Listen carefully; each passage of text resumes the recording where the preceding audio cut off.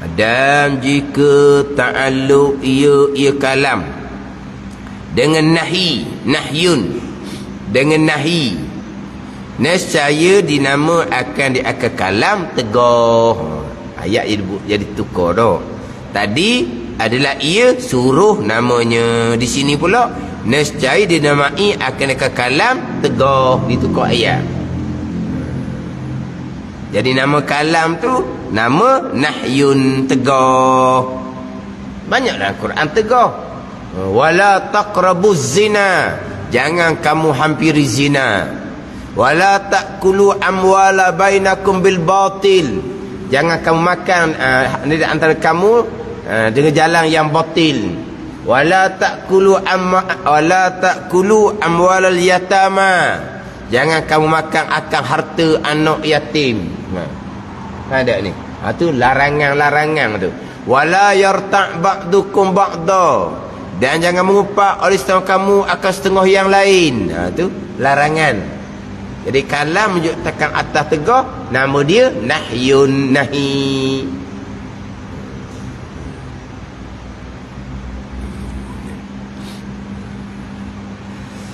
Dan jika ta'alluq ia kalam dengan wa'dun, nescaya dinamakan akan dia akan kalam janji kebajikan. Sebab dalam Quran ni banyak janji. Dia ada dua. Dia ada janji kebajikan, namanya wa'dun, kalam tu. Kalau janjinya janji balasan jahat, dia panggil wa'idun. Dia panggil wa'id. Wa'id ni janji buruk. Wa'id janji buruk. Wa'dun janji baik. Janji mana? Janji syurga, janji keampunan. Itu semua janji baik belaka. Hak neraka pula itu dia panggil wa'idun, janji balasan yang buruk. Jadi kalau kalam menunjukkan atas janji kebajikan, kalam tu nama dia panggil wa'dun. Kalau janji hak kejahatan, janji balas buruk, itu dia panggil wa'idun, janji balasan buruk. Dia banyak nama kalam ni, kira kepada ta'alluq diiktibar segala ta'alluq. Kalau menunjukkan atas janji baik wa'dun, janji buruk wa'idun. Dan demikianlah dikias akan dia. Kiaslah mana-mana pun, tengok kalam atau apa, adalah nama dia iktibar segala ta'alluq. Sesas itu. Dan sekalian ta'alluq kalam ini tanjizi qadim, dan sekalian ta'alluq kalam ini tanjizi qadim, menunjukkan pada sedia kala. Kalam Allah menunjukkan atas yang wajib pada sedia kala. Ada ni. Sifat kalam Allah menunjukkan atas atas cerita-cerita ke, itu pun sedia kala. Melainkan suruh dan tegur daripada Asy'ariyah. Maka terfraq pada melainkan, maka bagi keduanya itu, bagi suruh dan tegur, ta'alluq suruhi qadim keduanya, kedua suruh dan tegur, dahulu daripada wujud ada segala mukallaf, dan terjadi hadis keduanya, kedua suruh dan tegur, kemudian daripada wujud ada mereka itu sekalian mukallaf. Dan sekalian ta'alluq ini, ta'alluq kalam ni tanjizi qadim. Mana menunjukkan tu pada sedia kala. Menunjukkan atas keesaan Allah sedia kala. Menunjukkan atas kekuasaan Allah sedia kala. Menunjukkan kalam ni akan bahawa Allah akan menjadikan segala perkara yang haruh sedia kala. Pada ni kalam menunjuk atas selain disuruh dan tegah, itu semua tanjizi qadim, menunjuk pada sedia kala. Menunjuk kepada sedia kala. Bukan maksud suruh dan tegah ni. Sebab suruh dan tegah ada tempat tuju. Suruh kepada hamba yang mukallaf, tegah kepada hamba yang mukallaf. Jadi suruh dan tegah, yang disuruh ditegah belum lagi ada bertakluknya macam mana. Hak ni jangan cerita lagi suruh dan tegah. Hak kalam yang lain, kalam yang menunjukkan atas keesaan Allah sedia kala. Kalam yang menunjukkan atas kekuasaan Allah sedia kala. Sedia kala. Kalam yang menunjukkan akan apa yang Allah akan perbuat sedia kala. Kalam menunjukkan atas ceritaan daripada Allah pun sedia kala. Tapi macam mana dengan kalam yang memerintah, yang menegur? Sedia kala macam mana? Yang diperintah, yang ditegur, sekalian yang mukallaf belum lagi ada. Ni. Contohnya perintah, fa'aminu, maka berimanlah kamu. Perintah pada siapa? Tak ada orang lagi. Wa aqimis salah, dirikum kamu oleh semayang. Dah. Orang tak ada lagi. Nak perintah pada siapa? Hak larangan pula, wala taqrabuz zina, jangan kamu hampiri zina. Nak larang pada siapa? Sebab mukallaf belum ada lagi. Hak ni hak lain daripada suruh dan tegah. Jadi kalam Allah menunjukkan pada sedia kala.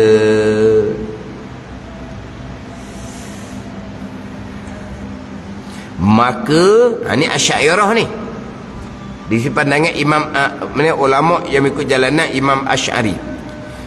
Maka ni tak boleh melainkan, maka bagi keduanya itu, bagi suruh dan tegah itu ta'alluq suluhi qadim keduanya. Kedua suruh tegah dahulu daripada wujud ada segala mukallaf, segala yang ditaklifkan pada suruh dan ditaklifkan pada tinggal. Pada mukallaf ni, dia mukallaf ni bahasa Arab. Mukallaf ni bahasa Arab, isim maf'ul. Tetapi rasanya kita, Rumi kita mukallaf juga dah. Kok bahasa Rumi? Bukan mukallaf. M-U-K-E-L-L-A-F. Bukan gitu? Mukallaf. Kita ada bahasa Malaysia gitu. Mukallaf ni orang yang ditaklifkan. Taklif mana apa taklif? Orang yang diberati. Kanak-kanak ada tak diberati? Tak ada. Hukum tidak memberati kanak-kanak. Cuma hukum memberati atas ibu bapa, latih kanak-kanak. Tu ada. Budak tak ada taklif. Tapi ibu bapa ditaklifkan oleh syarak supaya didik anak kepada suruhan dan larangan bermulanya umur 7 tahun. Taklif tu kena pada kanak-kanak? Tidak. Taklif tu kena pada ibu bapa. Ada ni. Lepas tu kanak-kanak tu jadi kena suruh semayang pagi-pagi mengatur. Dah kamu ada ibu bapa. Kalau kamu tak ada ibu bapa, tak payahlah kamu semayang. Jadi anak bulu betung jadinya senang. Ayolah ada suruh semayang. Dan sekarang ni memang betul lah kanak-kanak tak ada taklif, tak ada berarti syarak. Pagi-pagi mengatur bangun semai subuh, tak ada. Tak ada taklif. Yang ada taklifnya mak ayah. Syarat memberati kena suruh kanak-kanak semayang pada umur 7 tahun. Jadi situ kok berat jugalah kanak-kanaknya. Dah cuti sekolah ni kan. Ujang-ujang ni pula. Malam pula mak ayah biarkan dia tidur lewat main telefon. Lepas tu subuh-subuh payah nak bangun. Lepas tu dia berarti juga. Berarti tu bukan atas kanak-kanak. Berarti atas ibu bapa kena latih anak-anak. Jadi kanak-kanak yang belum balik tidak ada taklif. Syarak tidak memberati sebab mereka tak ada catatan kebaikan dan mereka tidak ada catatan kejahatan. Sebab mereka tidak ada taklif. Sebab mereka belum lagi mukallaf dipanggil. Jadi mukallaf ni orang yang ditaklifkan syarak. Siapa mukallif? Mukallif yang memberati. Allah Ta'ala ada Rasul lah mukallif. Mukallaf isim maf'ul, mukallif isim fa'il. Siapa yang mentaklifkan? Siapa yang memberati? Allah dan Rasul. Siapa mukallaf yang diberati? Orang yang balik serta berakal. Jadi sebelum ada segala mukallaf, maka takluk kalam suluhi qadim boleh menunjukkan atas surah tegar sedia kala, tapi belum lagi. Sebab yang akan disuruh ditegur mukallaf belum wujud lagi, belum ada. Dan tanjizi hadis kedua surah tegar, kemudian daripada wujud mereka itu segala mukallaf. Jadi takluk kalam ni menunjukkan yang baharu. Selepas ada yang mukallaf, selepas diutuskan Rasul, maka kalam pun menunjukkan atas suruhan, kalam pun menunjukkan atas tegahan, tapi baharu tanjizi hadis. Bila kalam menunjukkan atas suruhan dan tegahan? Selepas ada mukallaf, selepas diutuskan Rasul. Selepas Allah utuskan Rasul, Allah pun menunjukkan kalam atas suruhan. Yang menyuruhnya melalui Rasul. Kalam Allah menunjukkan atas tegahan. Tegahannya melalui Rasul. Jadi bilakah kalam menunjukkan atas suruhan dan tegahan? Baharu. Selepas ada segala yang mukallaf, selepas diutuskan Rasul. Sebelum tu suluhi qadim lah. Suluhi qadim. Maknanya patut padang boleh menunjukkan atas surah tegur sedia kala, tapi belum suruh, belum tegur lagi, sebab belum lagi wujud, belum lagi ada segala mukallaf. Ini jalanan Asy'ariyah. Ini yang masyhurnya. Tapi jalanan yang muktamad hanya satu ta'alluq sahaja, tanjizi qadim bagi sifat kalam. Mana sedia kala dah kalam Allah menunjuk atas suruhan dan tegahan, walaupun yang disuruh tegah belum lagi diadakan. Suruhan ditegah mana tu? Yang disediakan pada sedia kala, yang dicadangkan pada sedia kala. Jadi tanjiz qadim belaka, walaupun kalam yang menunjuk atas suruhan dan tegahan, satu takluk sajalah. Itu jalanan yang muktamad. Tapi kita biasa kitab, termasuk dalam kitab Faridatul Faraid pun sama juga, didatangkan kalam 3 takluk. Tapi jalanan muktamad, kalam hanya ada satu takluk tanjizi qadim. Jadi 3 ta'alluq kalam ni macam samak basar lah.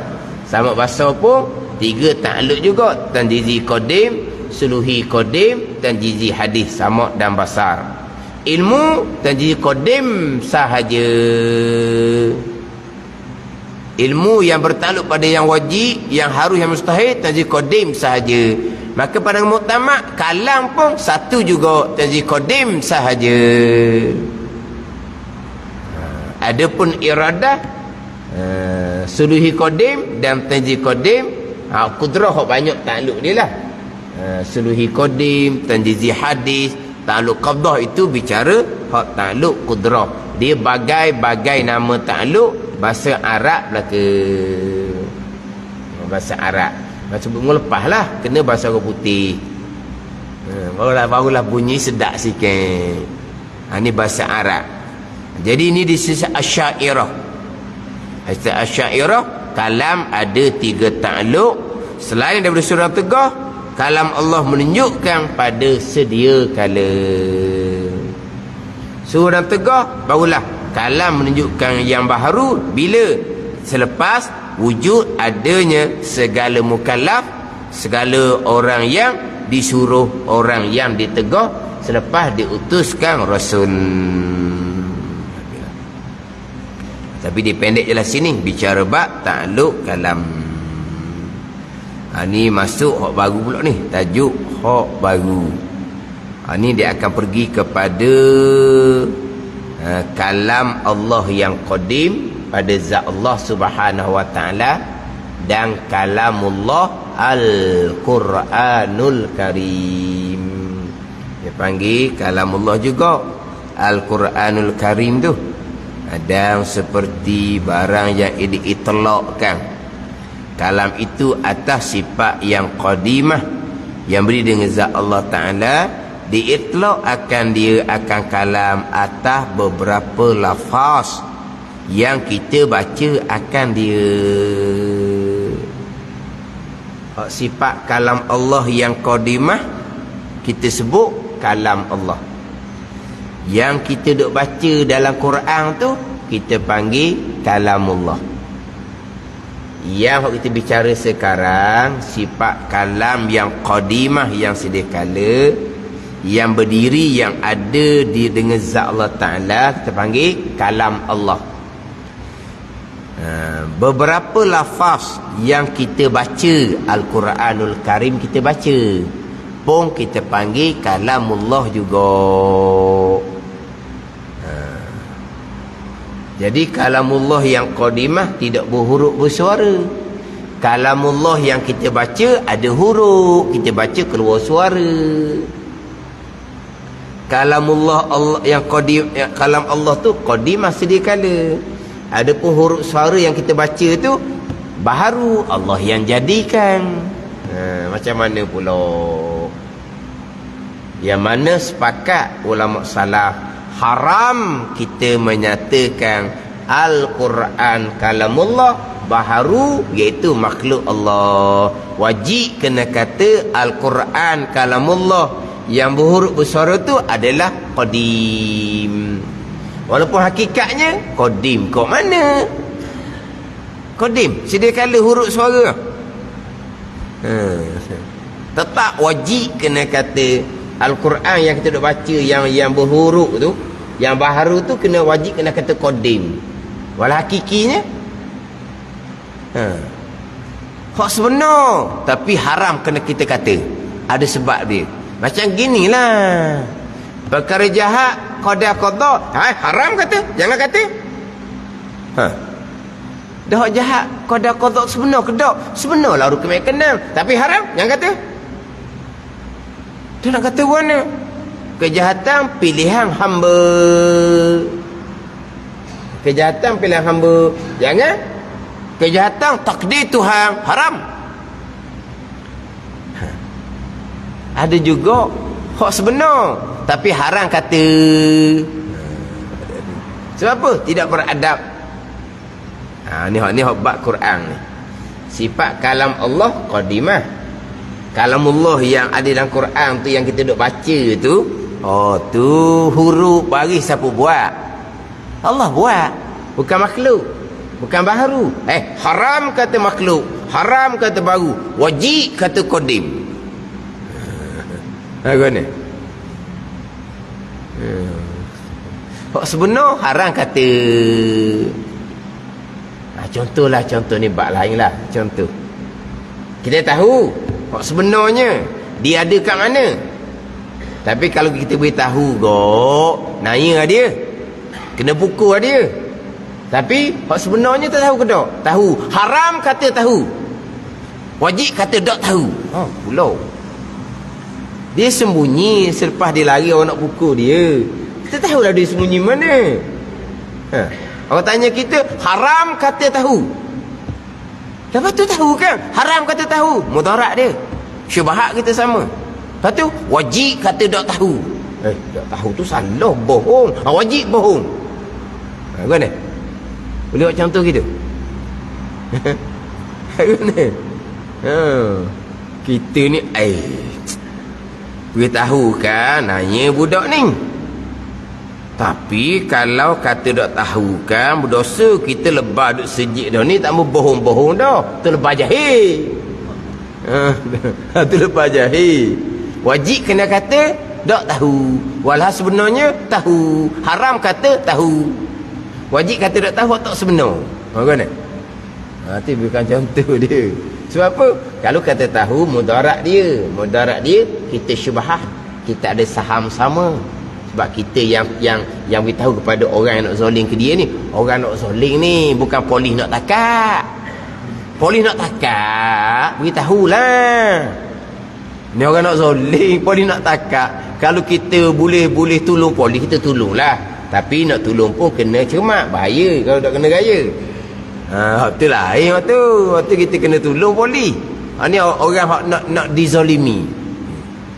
Benda sebenar tapi tak boleh nak kata. Walaupun Al-Quran yang kita baca tu baharu, wajib kita kata Al-Quran yang kita baca tu qadim, sedia kala. Walaupun hakikatnya adalah baharu. Yang sedia kala adalah sifat kalam yang ada di zat Allah Subhanahu wa ta'ala.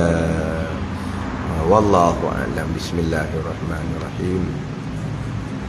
Alhamdulillahirabbil alamin.